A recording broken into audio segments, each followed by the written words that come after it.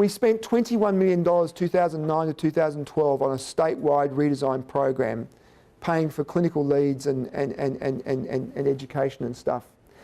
Infrastructure investment in our hospitals was modest. The biggest single business case was for $4.5 million at Sir Charles Gardner Hospital to build a new acute surgical unit.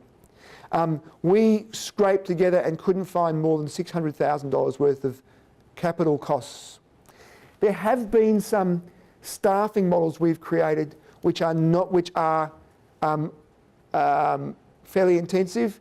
In the ED, the acute medical unit, on call for plastics and things like that, where probably not efficient in terms of workforce, but we've offset in other areas, and I think it is overall cost effective. But there are some recurrent costs that have been a bit challenging.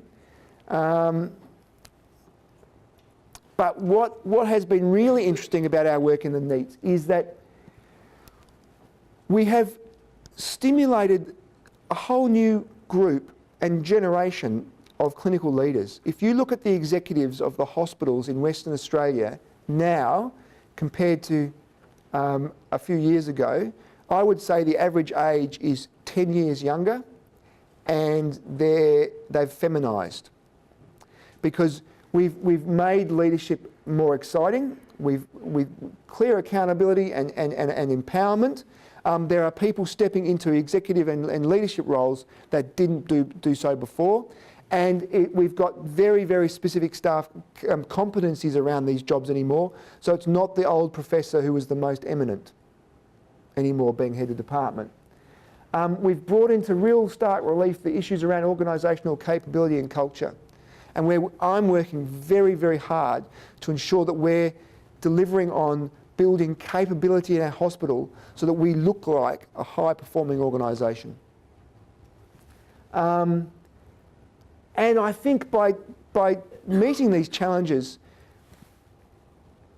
created by having to meet a NEET or a 4-hour program starting in 2008-9, we've created an environment where there's a whole of hospital redesign, and our data is showing unequivocally that our hospitals are safer and more efficient.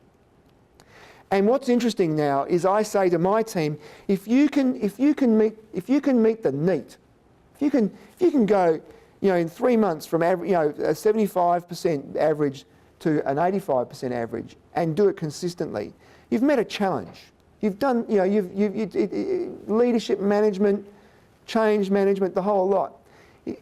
But you've done so not because of skills that are specific to NEET or redesign. You've done so because you're high performing. And you can meet the other challenges you have to meet. You can meet your budget. I'm going to deliver from a $2.2 million budget this year. Not my work, but the area health services work.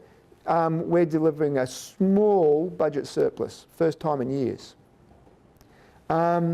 You can do the nest. And so forth. So we're building capability.